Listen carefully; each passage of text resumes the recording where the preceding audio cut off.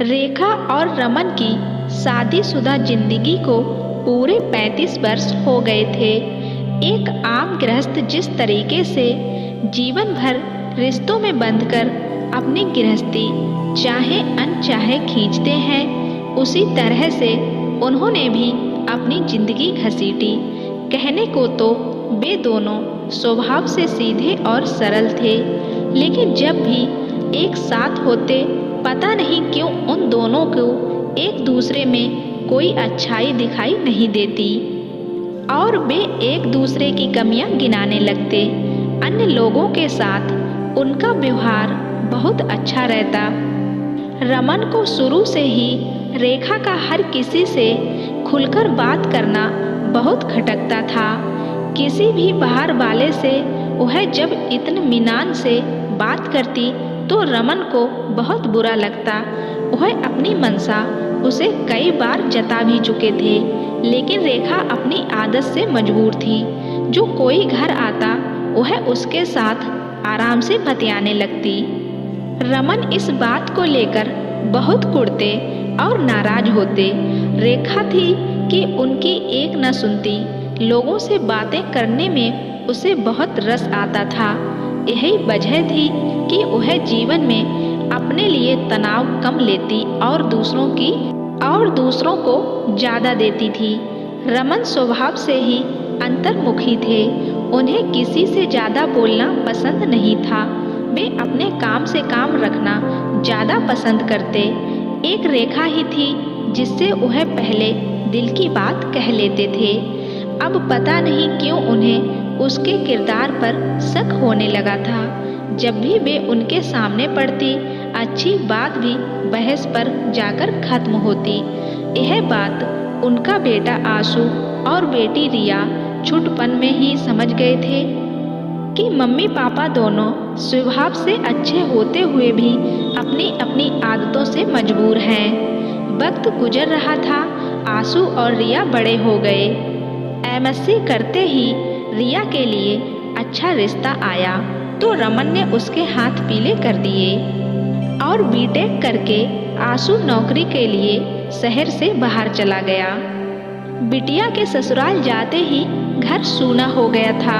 घर पर रेखा से बात करने वाला अब कोई नहीं रहा गया था। पहले वह रिया से बात करके अपना मन हल्का कर लेती थी। उनका घर ज़्यादा बड़ा नहीं था। कुल मिलाकर इस घर में 3 बेडरूम थे। जब कोई घर पर आता तो आशु या रिया में से किसी को अपना बेडरूम उसके साथ साझा करना पड़ता। रोज सुबह उठने से रात सोते सोते तक रेखा और रमन में नोक-झोंक होती ही रहती। कुछ समय बाद आशु की शादी हो गई और वह भी परिवार के साथ बेंगलुरु शिफ्ट हो गया। अब घर पर केवल रेखा और रमन ही रह गए थे। उम्र के साथ उनकी आदतें भी और पक्की हो गई थी। आशु ने अपने कमरे में एक बड़ा सा टीवी लगा रखा था। दोनों दोपहर में उसकी अनुपस्थिति में रमन उसी टीवी पर अपने पसंदीदा कार्यक्रम देखना पसंद करते थे और जब आशु घर पर रहता तो रेखा और रमन को एक साथ एक ही कमरे में बैठकर टीवी देखना पड़ता। यहाँ पर भी अपने पसंद के प्रोग्राम को लेकर दोनों में अक्सर बहस हो जाती। रेखा को धारावाहिक देखना पसंद था तो रमन को खबरें। किसी तरह से बहुत बहस करने के बाद आपस में सामंजस्य बिठाकर उन दोनों ने टीवी देखने का समय निश्चय कर लिया कि रात 9 बजे तक रमन खबरें देखेंगे और उसके बाद रेखा अपने मनपसंद धारावाहिक देखेगी। आशु के बेंगलुरु जाने के बाद सूने घर में अब केवल दोनों की नोक-झोंक की आवाज़ें सुनाई देती। एक दिन रेखा बोली, घर पर बच्चे नहीं हैं, अब तुम आशु के कमरे में बैठकर आराम से टीवी देख सकते हो। रमन ने घूर कर रेखा को देखा तो वह बोली, ऐसे क्यों घूर रहे हो? तुमसे ऐसी समझदारी वाली बात की उम्मीद नहीं थी। वैसे तुम यह इसलिए कह रही हो जिससे तुम्हें भी टीवी देखने में परेशानी ना हो और मुझे भी। रमन उसी दिन से आशु के कमरे में बैठकर आराम से टीवी देखने लगे। और रेखा अपने कमरे में धारावाहिकों को आनंद लेती। धीरे धीरे रमन ने आशु के कमरे में अपना सामान व्यवस्थित कर दिया। कई बार टीवी देखते देखते वे वहीं सो जाते। रेखा रात को ठीक 10 बजे टीवी और लाइट बंद करके लेट जाती। एक दिन रमन बोले, मैंने सोच लिया है कि अब मैं टीवी वाले कमरे में ही सोया करूँगा। क्यों, ऐसी क्या बात हो गई जो नौबत यहाँ तक की आ गई? रेखा ने पलट कर पूछा। कई बार रात को देर तक क्रिकेट मैच चलता रहता है, उसे देखने में मुझे सोने में देर हो जाती है। जैसा तुम्हें ठीक लगे, तुमने जो सोच लिया है वह तो कर ही के ही रहोगे, रेखा बोली। रमन ने इस समय उससे उलझना ठीक नहीं समझा और अपना बिस्तर आशु के कमरे में शिफ्ट कर दिया। इस घर पर रहने वाले 2 लोगों ने अब अपने को अलग अलग कमरे में व्यवस्थित कर लिया था। इसकी वजह से अब दोनों का एक दूसरे से सामना कम ही होता। रमन चाय नहीं पीते थे। रेखा सुबह उठकर पहले अपने लिए चाय बनाती और आध्यात्मिक प्रवचन सुनते हुए उसका आनंद लेती और रमन बरामदे में बैठकर मजे से अखबार पढ़ते। सुबह मेज पर नाश्ता करने के लिए दोनों साथ बैठकर नाश्ता करते। अब रमन ने रेखा के बनाए खाने में मीन मेख निकालना कम कर दिया था। रेखा नाश्ता करने के बाद अपने कामों में लग जाती और रमन टीवी पर व्यस्त हो जाते। दोपहर में खाने की मेज पर लंच करते हुए उनमें कभी किसी बात को लेकर थोड़ी बहुत नोक झोंक जरूर हो जाती, लेकिन अब उसमें उतना तीखापन नहीं रह गया था जितना पहले हुआ करता था। लंच के बाद वे फिर अपने अपने कमरे में आकर बड़ी शौक से टीवी देखते और आराम करते। कुछ ही महीने में उन दोनों को एक दूसरे से दूरी बनाकर जिंदगी जीने की आदत सी पड़ गई। रेखा ज़्यादा सुकून में थी। अब रमन उसकी हर बात में दखल अंदाजी नहीं करते। उन्हें अब इस बात से भी ज़्यादा मतलब नहीं था कि वह अपने कमरे में बैठकर फोन पर किससे बातें करती है। रमन को भी घर पर अपने लिए एक अलग जगह मिल गई थी जिसमें वह अखबार पढ़ते, टीवी देखने और मोबाइल फ़ोन के साथ बहुत खुश थे। पूरे 7 महीने बाद आशु घर आया। उसने देखा कि पापा ने उसका सामान ऊपर की मंजिल में दीदी के कमरे में शिफ्ट कर दिया था और खुद उसके कमरे में रह रहे थे। यह देखकर आशु बोला, पापा आपने बहुत अच्छा काम किया। कम से कम इसी बहाने इस घर के 2 कमरे तो आबाद रहते हैं। हाँ बेटा, मुझे भी लगा कि कमरे खाली पड़े हैं तो क्यों ना उसका सही उपयोग करके खुलकर जिया जाए। आशु ऊपर कमरे में जाकर सो गया। सुबह उठकर उसने महसूस किया कि घर में एकदम शांति थी। पहले जैसी बात होती तो सुबह उठते ही मम्मी पापा की जोर जोर की आवाज़ें सुनाई देती। आज पहली बार सुबह के समय घर पर एकदम सन्नाटा पसरा हुआ था। बचपन से लेकर हमेशा इस घर में सुबह उठते ही मम्मी पापा की आवाज़ सुनाई देने लगती थी। सोकर उठते ही वे दोनों बहस पर उलझे रहते। उन्होंने कभी किसी की परवाह नहीं की कि कोई उनके बारे में क्या सोचता है। लेकिन इस बार माहौल बिल्कुल बदला हुआ था। मेज पर नाश्ता करते हुए भी मम्मी पापा एक दूसरे से उलझने की बजाय उसी से बात कर रहे थे। अब उनके लिए एक दूसरे की उपस्थिति में कोई मायने नहीं रखती थी। आशु को कुछ समझ नहीं आ रहा था कि अचानक इतना बड़ा परिवर्तन कैसे आ गया। नाश्ता करने के बाद पापा कमरे में जाकर टीवी देखने लगे। मम्मी भी थोड़ी देर उससे बात करने के बाद घर के कामों में व्यस्त हो गई।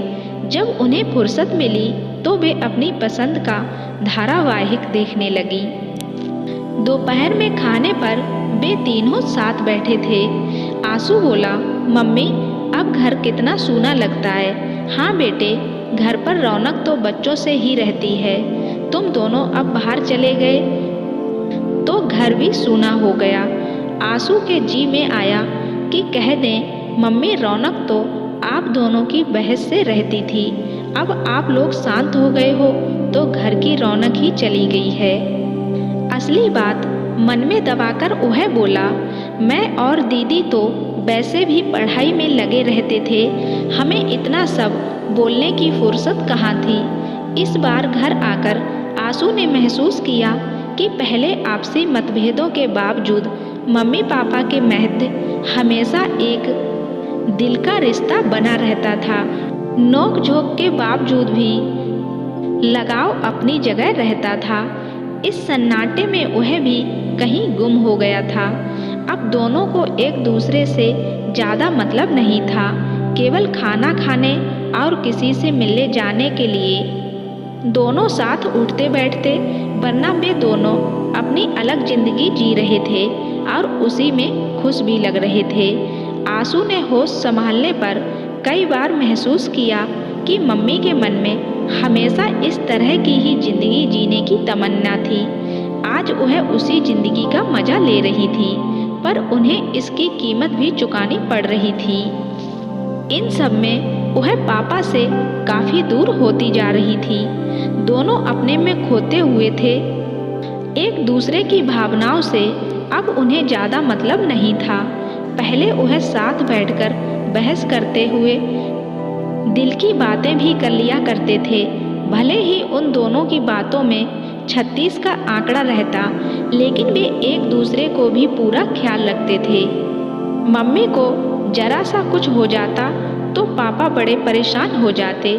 पापा की तबीयत थोड़ा भी खराब होती तो मम्मी कड़वड़ करते हुए भी उन्हें ढेरों नसीहतें दे डालती और उनकी पूरी देखभाल करती थी। अब उनके रिश्ते की ताजगी और गर्माहट कहीं खो गई थी और उसमें बहुत ठंडापन आ गया था। जीवन के इस पड़ाव में जब उन्होंने एक दूसरे के सुख दुख का सबसे ज़्यादा ख्याल रखना था, तब वे अपनी अपनी दुनिया में ज़्यादा व्यस्त होकर एक दूसरे के प्रति उदासीनता हो गए थे। आंसू को यह सब अच्छा नहीं लग रहा था। उसने यह बात रोमा को बताई। दोनों ने इस बारे में विचार किया। बहुत सोच समझकर वह बोला, मम्मी मैं चाहता हूँ कि आप दोनों कुछ दिन के लिए हमारे साथ रहें, लेकिन बेटा यहाँ घर छोड़कर जाना भी तो ठीक नहीं है। घर कौन कोई उठाकर ले जाएगा। थोड़ा सामान है, उसकी देखभाल के लिए बगल में शर्मा आंटी से कह देंगे, वे कभी कभी घर खोलकर देख लेंगी। बाकी यहाँ ऐसा है भी क्या। अपना घर तो अपना होता है बेटे। आपकी बात सही है मम्मी, मेरा घर भी तो आपका ही घर है। बच्चे भी आपको मिस कर रहे हैं। मैं चाहता हूँ कि कुछ समय के लिए मेरे साथ चलें। मैं आपको ले जाने आया हूँ। यह बात तुम पहले बता देते तो अच्छा रहता बेटे। मैं आपको सरप्राइज देने चाहता था। रेखा और रमन बेटे की बात को टाल नहीं सके। उसने एक हफ्ते की छुट्टी और बढ़ा ली और उसके बाद घर को ताला डालकर आशु मम्मी पापा को लेकर बेंगलुरु आ गया। वहाँ उसके पास 3 बेडरूम वाला फ्लैट था। एक कमरे में वह और उसकी पत्नी रीमा, तो दूसरे में बच्चे ऊधम मचाते। आशु ने तीसरे बेडरूम में मम्मी पापा की व्यवस्था कर दी थी। महीनों से खुले घर में स्वच्छंद रहने की आदत के बाद रेखा और रमन को यह कमरा बहुत छोटा लगा, पर यहाँ मजबूरी थी। वे बेटे से कुछ भी कह नहीं सकते थे। वे अपने को इस कमरे में किसी तरह एडजस्ट कर रहे थे। आशु ने पूछा, मम्मी कोई तकलीफ तो नहीं है?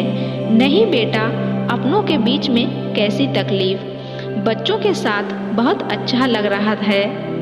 उन्हें भी आपका साथ बहुत अच्छा लगता है। बेटा एक बात कहनी थी। कहो ना पापा, यहाँ कोई परेशानी है? मैं चाहता था कि एक टीवी इस कमरे में भी लगा देते, समय काटना आसान हो जाता। पापा यहाँ पर समय काटने की दिक्कत कहाँ है? बच्चे हैं मैं और रीमा हैं और साथ में मम्मी। इतने लोगों के साथ कमरे में टीवी की ज़रूरत क्या है?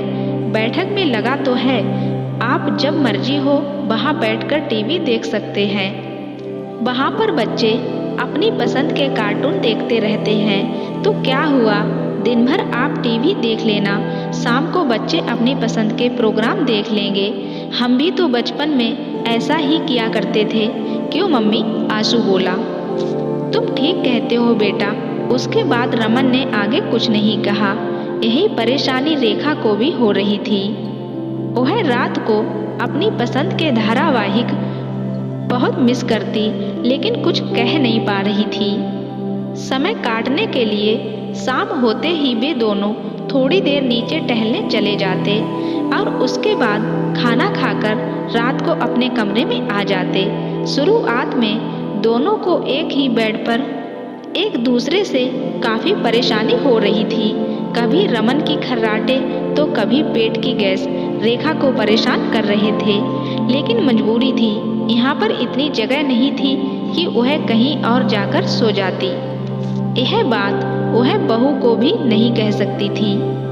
शाम के समय रमन को टीवी देखे बिना समय काटना मुश्किल हो रहा था। मजबूरन अब वे एक दूसरे से बातें करके अपना समय गुजारने की कोशिश करने लगे।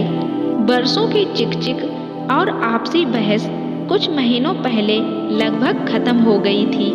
बहू बेटे के सामने वह फिर से उसी राह पर नहीं जा सकते थे। अब वे नए सिरे से शुरुआत कर एक दूसरे से अच्छी तरह बात करने की कोशिश कर रहे थे। बेटे के घर पर लड़ने के लिए कोई मुद्दा भी नहीं था। रमन यहाँ बहू के बनाए खाने में कोई कमी भी नहीं निकाल सकते थे।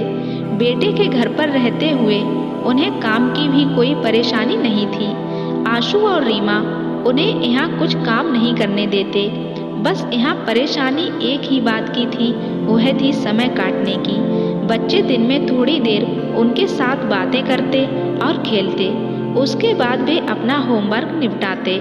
आशु शाम को थका हारा घर लौटता, थोड़ी देर मम्मी पापा के साथ बात करके फिर वह अपने बीवी बच्चों के साथ अपना वक्त गुजारता। रेखा और रमन को यहाँ आए हुए 1 महीना हो गया था। उन्हें अपने पुराने घर की याद सताने लगी थी। एक दिन रमन ने दबी जबान में यह बात आशु से कह भी दी, बेटा हमें यहाँ आए हुए बहुत समय हो गया है। कहाँ पापा, अभी 1 महीना तो हुआ है। बेटा 1 महीने का समय कम नहीं होता भला। जानता हूँ पापा, पर इतना ज़्यादा भी तो नहीं होता कि आप यहाँ हमारे साथ रह न सकें। अब आगे बोलने की कोई गुंजाइश नहीं थी। मजबूरन रमन और रेखा को यहाँ पर 1 महीना और रहना पड़ा। इतने समय में रमन और रेखा आपसी मनमुटाव भुलाकर एक साथ एक कमरे में रहने के अभ्यस्त हो गए थे। वे शाम को एक साथ टहलते और साथ बैठकर अपने सुख दुख की बातें किया करते। यह देखकर आशु को बहुत अच्छा लगता। खाना खाने के बाद भी वे आपस में देर तक बतियाते रहते। 2 महीने बाद आशु ने उन्हें छोड़ने खुद घर आया। इतने समय बाद बच्चों और बेटे बहू से दूर जाना उन्हें अच्छा नहीं लग रहा था। आशु के पास ज़्यादा छुट्टी नहीं थी। 2 दिन घर की साफ सफाई में बीत गए थे। मम्मी पापा के साथ मिलकर उसने सारा घर व्यवस्थित कर दिया था। जाने से पहले उसने दोपहर में उनके लिए टीवी भी चालू करवा दिए थे। उनसे विदा लेते समय उसे बहुत बुरा लग रहा था। आशु के परिवार के साथ 2 महीने बिताने के बाद अब रमन और रेखा को यहाँ अकेले रहने का अवसर मिल रहा था। आशु की रात की ट्रेन थी। वह घर से खाना खाकर निकला था। आशु के जाते ही रमन अपने कमरे में आ गए और रेखा अपने इतने समय बाद उन्होंने अपने अपने कमरे में टीवी चलाए। आज अकेले टीवी देखने में रमन का मन नहीं लगा। जरा देर बाद टीवी बंद करके वे रेखा के कमरे में आ गए और बोले, आज बच्चों के बगैर बड़ा खराब लग रहा है। तुम ठीक कह रहे हो, इस उम्र में परिवार का साथ बहुत जरूरी होता है। अब हमें उनके साथ ही रहना चाहिए। तुम्हारी बात सही है, लेकिन जब तक हाथ पैर चल रहे हैं तब तक हमें उनके ऊपर पूरी तरह आश्रित नहीं होना चाहिए। उन्हें भी जिंदगी अपने ढंग से जीने का मौका देना चाहिए, रमन बोले।